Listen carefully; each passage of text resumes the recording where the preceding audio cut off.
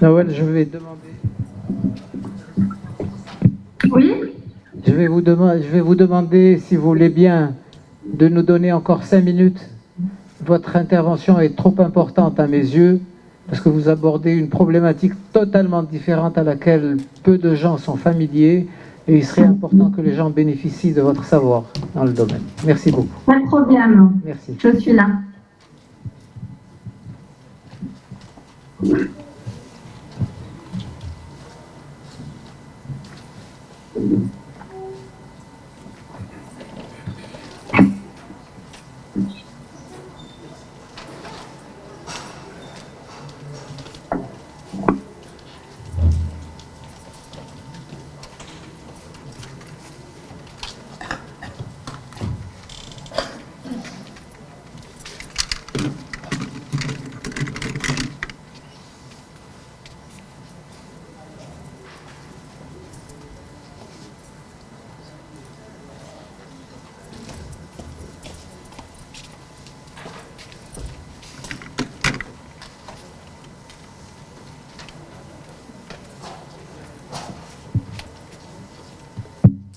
Bien, si vous voulez bien, on va reprendre pour continuer. Alors, nous avons parlé j'ai envie de dire, de la forme traditionnelle de la gestion économique. Il y a un autre volet qui potentiellement, je dis potentiellement, représente beaucoup, notamment en termes de développement local et en implication de la diaspora. Je le sais parce que je l'ai pratiqué dans un certain nombre de pays comme les Comores, mais aussi des pays comme le Maroc. Il y a le Sénégal, entre autres. Je l'ai vu en pratique dans des pays latino-américains, notamment au niveau du Mexique et du Pérou. C'est l'économie sociale et solidaire. Nous avons la chance d'avoir avec nous Madame Nawel Guellel, qui est spécialiste de la question, qui a beaucoup investi. Et l'intérêt, si vous voulez, et je pense qu'elle va le développer, l'intérêt, c'est de pouvoir combiner. L'intérêt est de pouvoir combiner justement les différents instruments, au-delà des instruments traditionnels comme la titrisation et les instruments financiers traditionnels, mais d'intégrer d'autres leviers de financement, particulièrement pour les TPE, les très petites entreprises et les entreprises communautaires. Donc, mais également maintenant, ça se développe notamment en Allemagne, puisque ça atteint des proportions importantes, et ça concerne tous les segments de l'économie.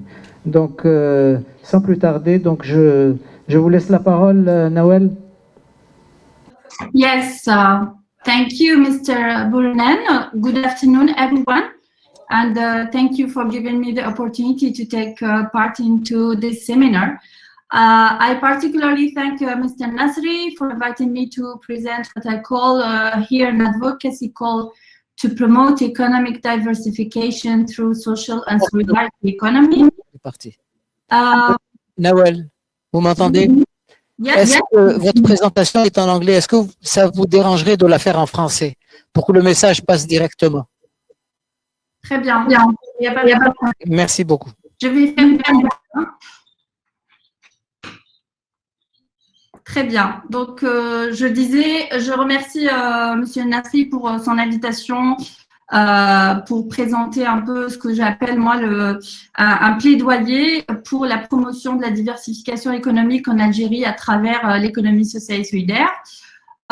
Aussi, je remercie toutes les équipes qui ont travaillé pour la préparation de cet événement, notamment à Monsieur le Président Dr Tir, Et je vais sans plus tarder commencer par présenter un peu ce plaidoyer, et en commençant par deuxième slide, s'il vous plaît, présenter un peu notre organisation.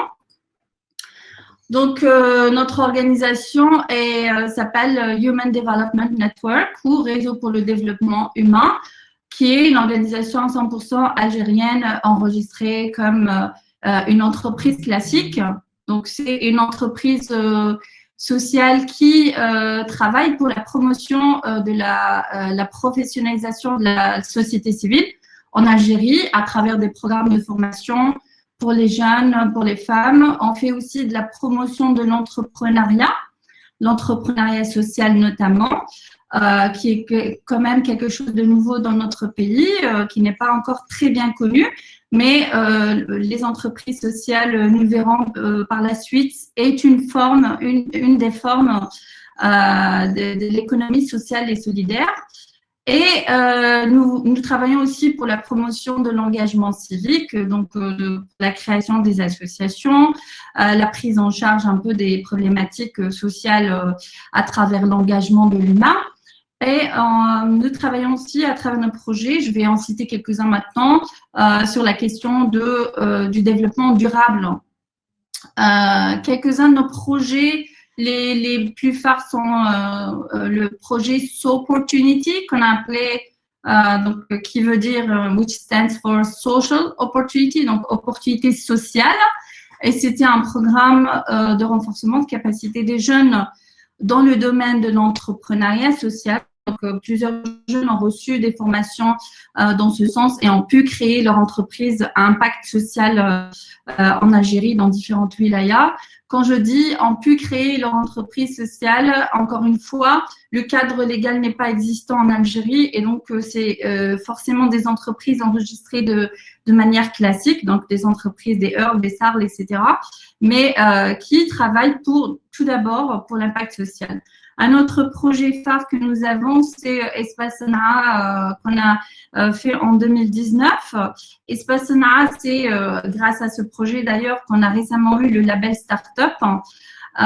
C'est une plateforme, une sorte d'annuaire qui répertorie tous les savoir-faire des artisans algériens répertoriés par wilaya et par catégorie de savoir-faire, donc de type de handicraft qu'ils font.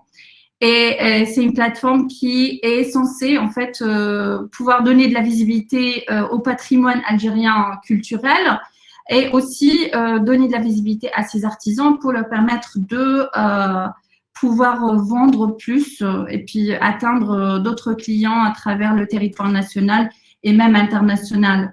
On a eu bien sûr différents challenges à travers ce projet, notamment bien sûr pour les questions de paiement en ligne, etc. Mais bon, nous restons enthousiastes pour la suite. Nous avons aussi travaillé sur la question environnementale à travers le programme SwitchMed pour l'entrepreneuriat vert.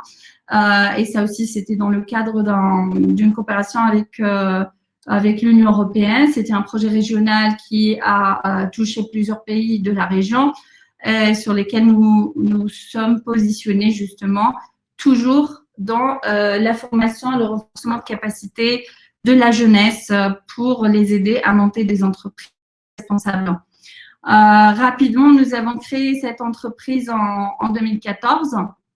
Et bien sûr, on a eu affaire à plusieurs défis comme le manque d'appui ou peut-être aussi le manque de ressources. Étant une entreprise sociale, bien entendu, on était plus focalisé, on est toujours focalisé sur notre impact social de nos projets. Mais on a quand même réussi à exporter notre modèle. On a ouvert une branche à l'étranger en Serbie en 2019. Et ça, c'était avant la pandémie. Maintenant, avec les mobilités réduites, malheureusement, on a du mal à gérer l'office de l'Algérie, mais on reste encore enthousiaste. On espère que cette crise va se terminer très bientôt et puis pouvoir justement continuer à travailler et faire notre travail et notamment à plaider pour une économie sociale et solidaire. Oui, là, je dis next pour la troisième diapositive. Donc, oui, je vais…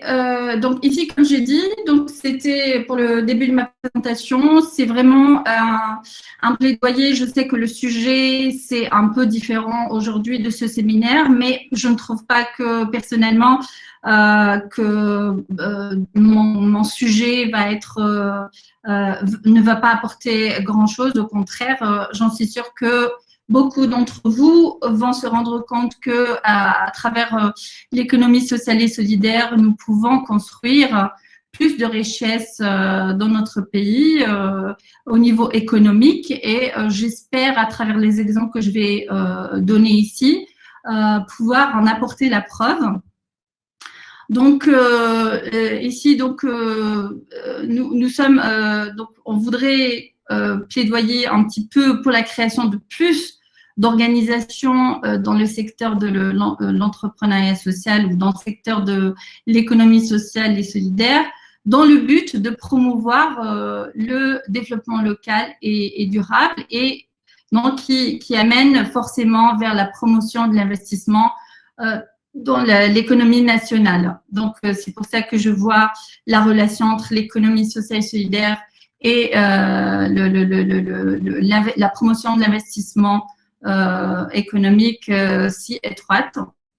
Donc, pour ça, je vais aller tout d'abord, si vous permettez, à travers les challenges ou les problématiques que nous vivons tous globalement à cause de la pandémie, mais aussi au niveau national, des problématiques qu'on connaît déjà. Donc, vous êtes déjà sur le troisième slide. Hein. Donc, comme vous savez, ce siècle a apporté beaucoup de problèmes parce que, bien sûr, forcément, la démographie oblige et la concurrence et puis le changement climatique et tout ça. Donc, ça a amené vers, comment on dit, une sous-employabilité, l'économie informelle, surtout qu'on connaît dans notre pays, qui fait des ravages, les inégalités sociales et économiques du point de vue de l'entrée d'argent, de l'égalité entre les sexes, du point de vue régional, même au niveau national, nous avons des disparités,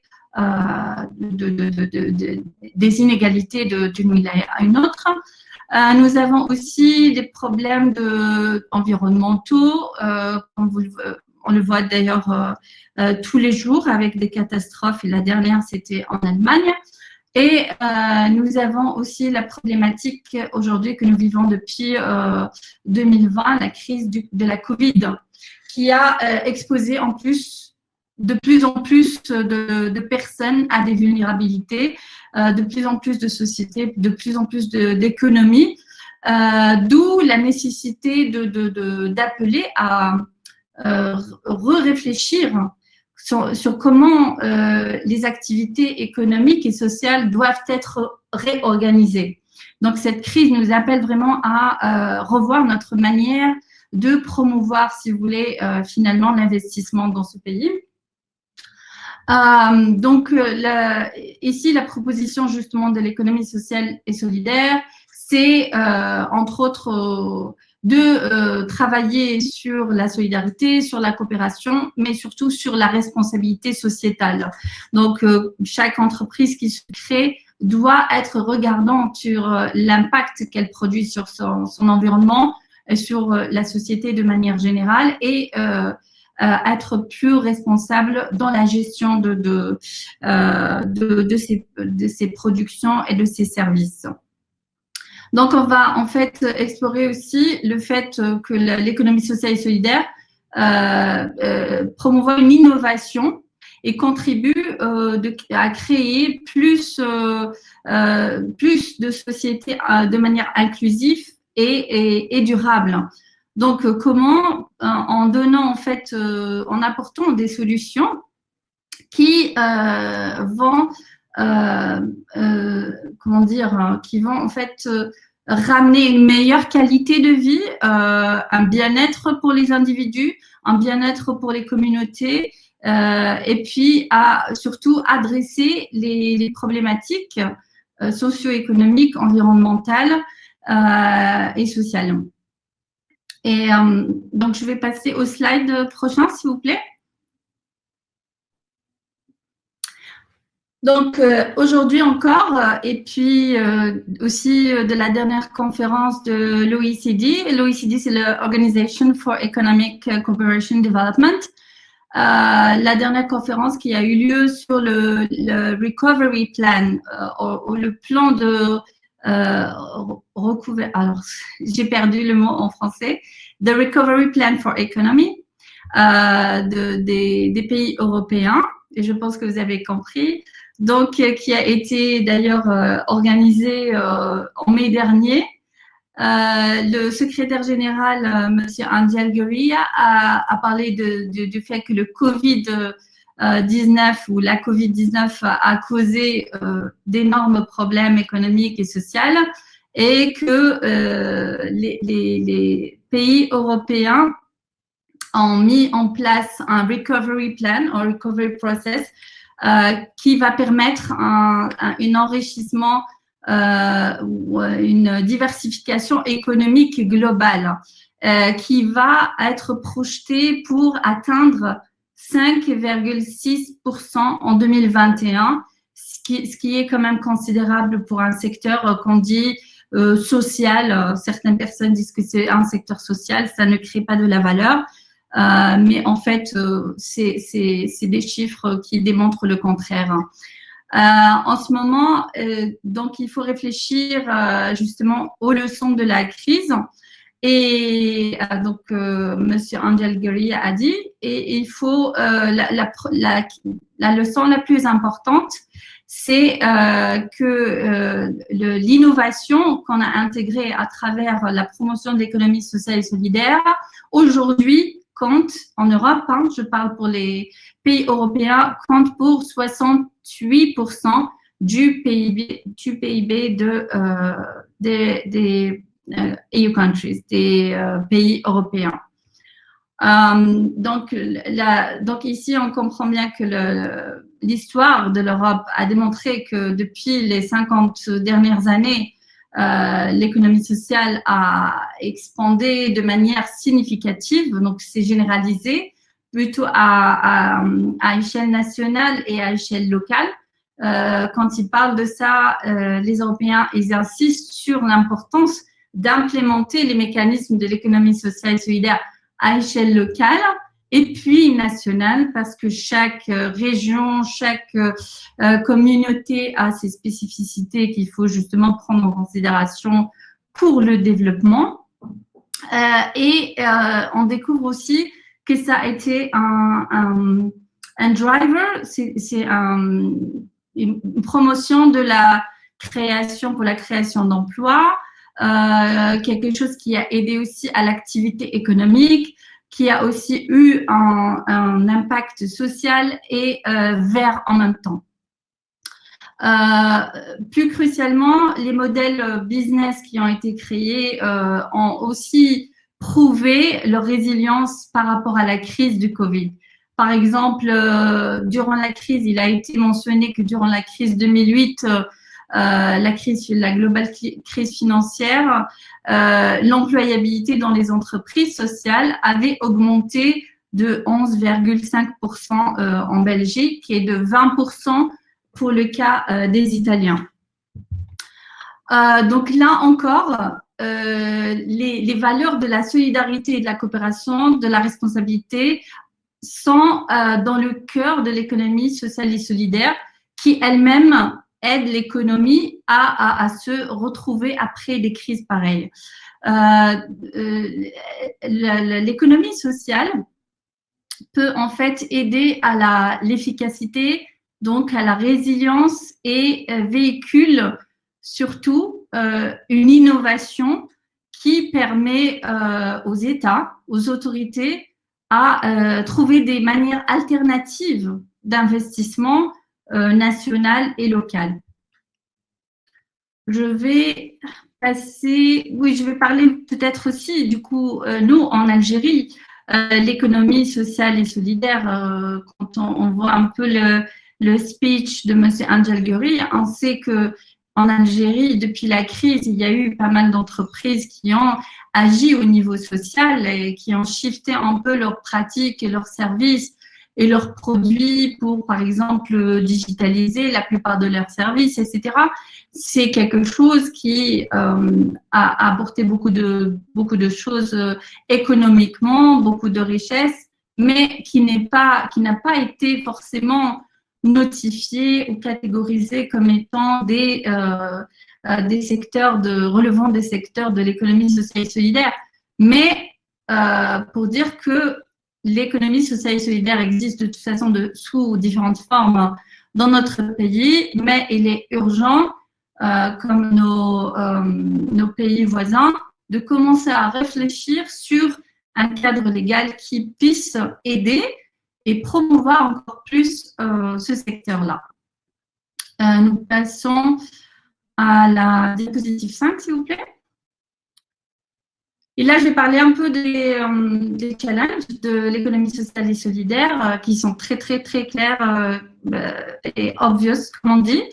Pour le moment, les organisations de l'économie sociale et solidaire sont déjà la première barrière qui existe en Algérie, notamment, comme aussi dans la région MENA en général, c'est le manque de reconnaissance institutionnelle. C'est-à-dire qu'aujourd'hui, les autorités ne sont pas encore très regardants sur l'efficacité de ce genre d'entreprise ou de ce genre d'organisation de l'économie sociale et solidaire, et donc n'octroient pas assez d'intérêt, on va dire, à ce genre d'entreprise, et du coup, qui sont complètement exclus, je dirais, peut-être des discussions sur comment, voilà, relancer l'économie, travailler à diversifier l'économie nationale, etc. Ce qui est complètement dommage. Ensuite, nous avons bien sûr les problèmes financiers. Là, le problème, c'est que les entreprises sociales, bien sûr, travaillent essentiellement sur des projets sociaux et donc ont toujours besoin de financement, que ce soit du financement local ou du financement, un support national de reconnaissance à leur fonction. Et ça, c'est difficile d'accès en Algérie comme aussi partout dans le monde. Hein. La difficulté d'adresser des marchés spécifiques, parce que quand on est dans l'économie sociale et solidaire, on est forcément dans des marchés de niche qui ne sont pas comme par exemple l'accès à la santé, comme par exemple les services aux personnes âgées, comme par exemple ce que nous faisons nous, le Civil Society Environment, c'est l'éducation, professionnalisation des associations. Donc, c'est forcément très difficile d'atteindre les clients, en fait, les clients finaux, comme on dit. Ensuite, nous avons, bien sûr, on en a parlé, l'absence du cadre légal en Algérie et dans beaucoup d'autres pays. Le cadre légal prend beaucoup de temps à être formulé. On en est conscient, mais déjà d'en parler, pour nous, c'est quelque chose de très positif et c'est quelque chose qui forcément va apporter une reconnaissance au moins du sujet.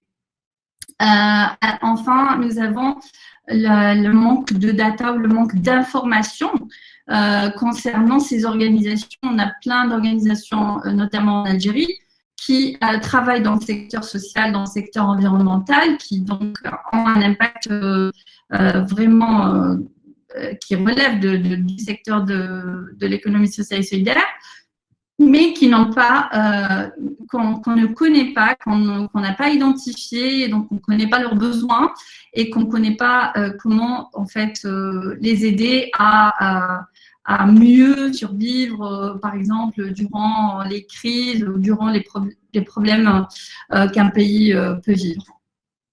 Je passe au prochain slide, le 6, s'il vous plaît.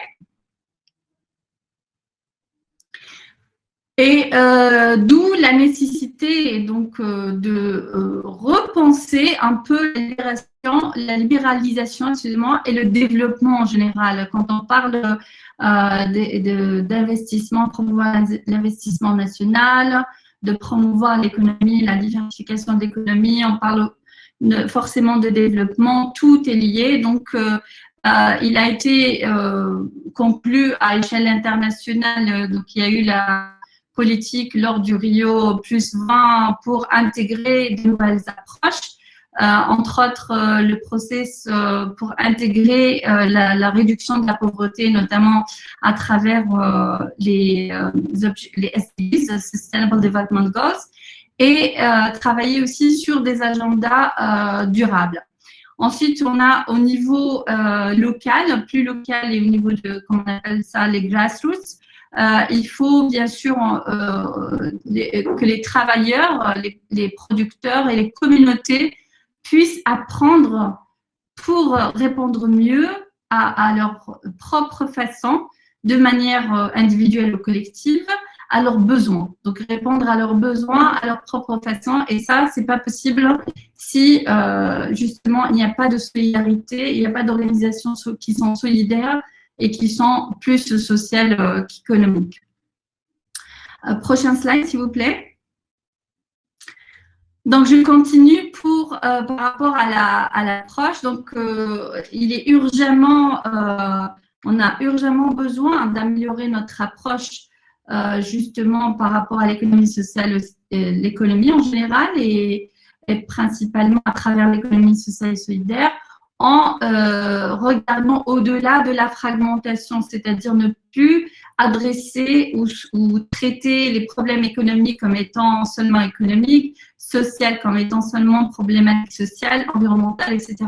Mais il faut avoir une vue transversale sur les trois sujets parce que de toute façon, dans l'économie, il y a de l'impact qui peut être négatif socialement, il y a de l'impact qui peut aussi être négatif au niveau environnemental. Donc, aujourd'hui, il est plus qu'important d'avoir cette vision non fragmentée du sujet. Il faut aussi être regardant au-delà des besoins de provisionnement, aussi de renforcement de la politique, renforcement aussi de la politique sociale. Ça, c'est si nous n'avons pas une politique qui est stable, une politique sociale qui est stable et des réformes qui sont durables de ces politiques-là, nous avons une problématique justement à installer des mécanismes de l'économie sociale et solidaire. Et puis, bien sûr, notre dada, l'humain, nous travaillons beaucoup sur l'humain, justement, comment il est, sa transformation, sa situation, et notamment en Algérie, et maintenant un peu plus à travers la crise du Covid.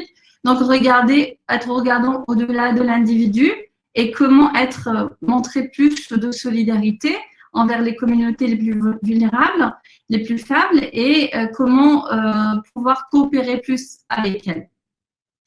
Je passe à 8e slide, s'il vous plaît.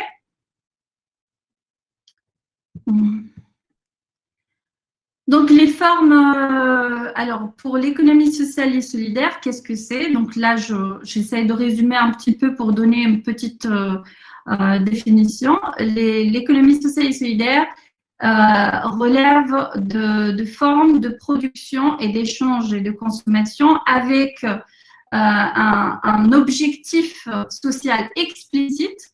Ça, on le retrouve justement dans les formes de toutes les formes et les entités de l'économie, des organisations de l'économie sociale et solidaire. Donc, l'objectif social est toujours mis en avant.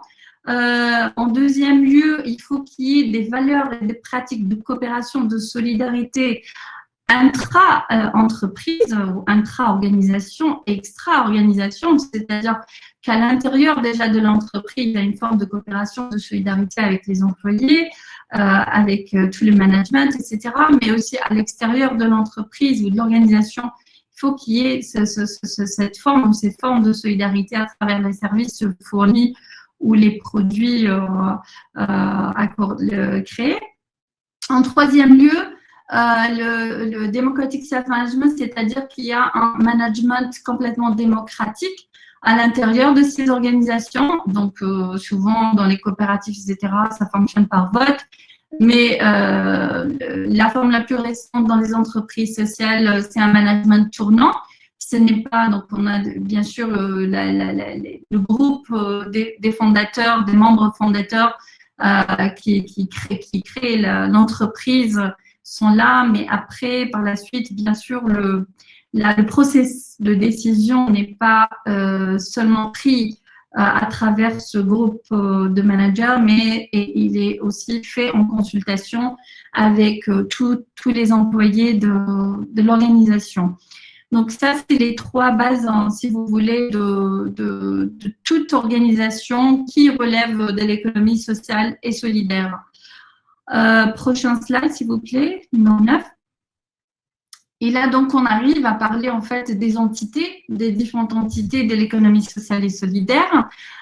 Pour beaucoup, des gens savent que les fondations, que les mutuelles, que les coopératives, que les assurances font partie de ce secteur-là, donc l'économie sociale et solidaire. Aujourd'hui, se rajoutent donc les ONG, se rajoutent les organismes de microfinance, se rajoutent les entreprises sociales. Donc, c'est la forme vraiment la plus moderne de l'économie sociale et solidaire. Et c'est la forme qui rallie, si vous voulez, le plus pour le profit et en même temps pour l'impact social ou environnemental. Parce que souvent, sinon, si on sort du cadre de l'entrepreneuriat, on tombe forcément vers le non-profit qui est la forme des associations, des fondations. Et là, bien sûr, la problématique qui se pose, c'est bon, dans chaque pays, la législation est différente, mais certaines législations ne permettent pas aux associations justement de monétiser leurs services ou de gagner de l'argent à travers leurs services associatifs. En Algérie, c'est possible, bien entendu, jusqu'à un certain niveau. Une association peut avoir une carte fiscale, peut vendre des produits. Prenons par exemple l'exemple d'une association dans l'apiculture. Une association peut vendre son miel, bien sûr avec des marges plus ou moins étudiées. Ça dépend des associations. Et donc, je disais, la forme la plus moderne aujourd'hui, c'est vraiment les entreprises sociales parce que c'est la forme qui permet le développement et parce que ces entreprises deviennent justement autonomes en gagnant de l'argent. Ça permet une durabilité des services et un développement justement des services ou des produits de cette organisation. Voilà, je vais passer encore dans le prochain slide, le numéro 10, s'il vous plaît. Donc là, nous avons, je voulais un peu montrer cette figure pour parler plutôt des secteurs industriels que l'économie sociale et solidaire a développé en Europe, juste pour avoir des idées comme ça et puis essayer de s'en inspirer. Donc, dans cette figure ou dans ce tableau, on peut traduire que les entreprises sociales ont adressé des besoins spécifiques à leur pays. Donc, chaque secteur est spécifique, chaque développement d'un secteur est spécifique à un pays donné. Nous avons après donc, les 9 pays et tous les 9 pays, ils ont le main revenue, plutôt la principale source de revenus est de 70% générés par des entreprises sociales sur le marché, soit par la vente de services ou de produits pour le gouvernement. Donc, ici, dans ces exemples-là, les gouvernements sont vus comme un partenaire important et non un compétiteur. Donc là, on voit bien de l'exemple de ces pays, un exemple édifiant sur le fait que le public-private partnership, c'est quelque chose qui marche très bien et qui réussit et qui peut aider l'économie à être relancée. Donc, je parlais du partenariat public-privé. Aussi, ce qu'on voit dans ces pays, c'est qu'il y a une hétérogénéité des formes légales de ces pays, des structures de l'économie sociale et solidaire dans ces pays. On a les deux, donc des organisations non-profit et des organisations for-profit, donc pour le profit, et des organisations qui sont comme des associations.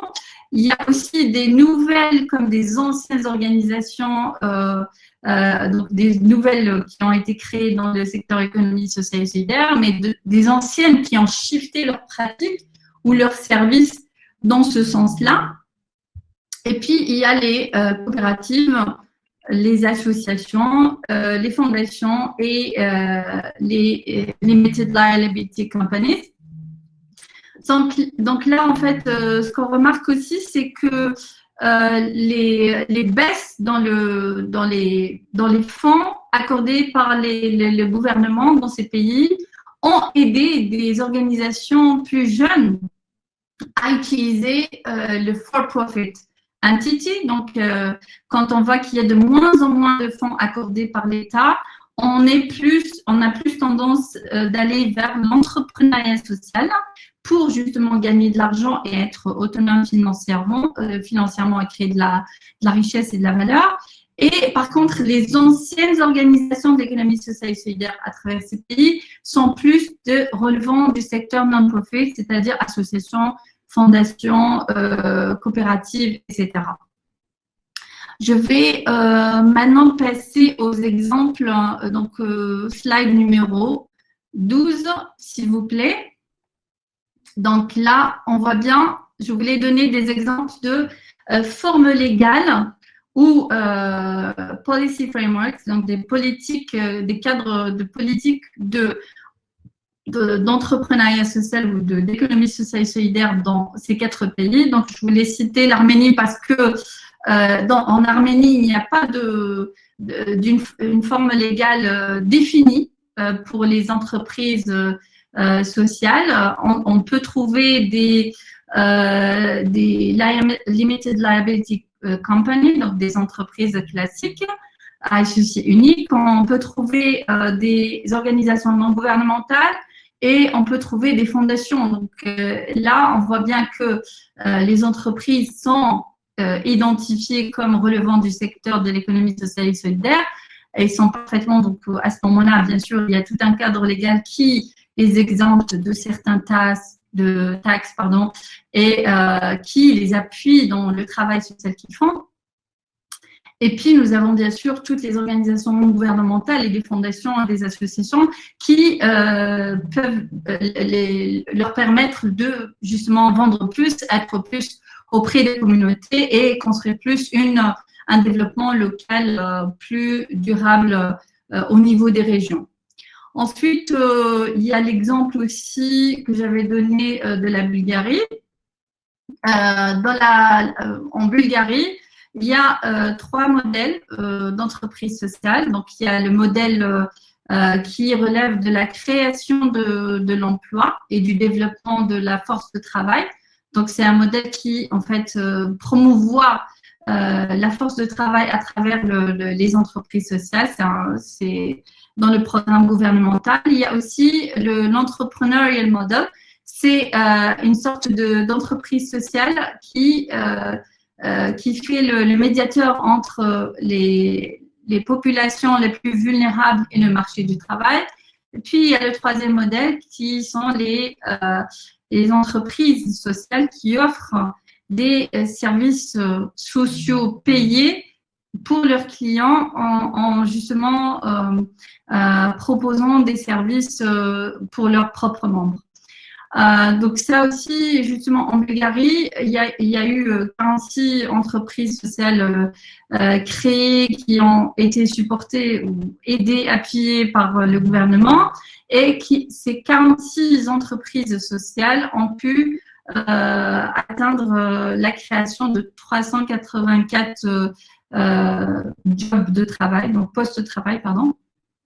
Ensuite, nous avons aussi 30 entreprises sociales qui utilisent justement ou promouvoient des services d'aide à la personne et qui ont atteint des groupes vulnérables jusqu'à 685 personnes. Ensuite, je vais parler du Cameroun. Le Cameroun, c'est un pays qui a fait en sorte de combattre l'exclusion sociale, qui est dépendant dans le secteur de l'économie sociale et solidaire, a était affilié au ministère des Affaires sociales, et ce depuis 2011.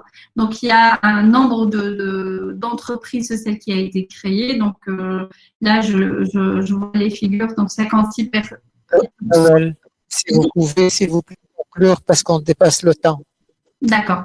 Très bien. Bah, écoutez, j'ai passé donc l'exemple rapidement à l'exemple français. L'exemple français qui a eu, justement, ils ont travaillé sur la loi de l'économie sociale et solidaire et notamment avait créé un ministère sur l'économie sociale et solidaire en 2014. Donc, c'est une loi qui, là, je peux le démontrer à travers un slide, qui a 5 objectifs.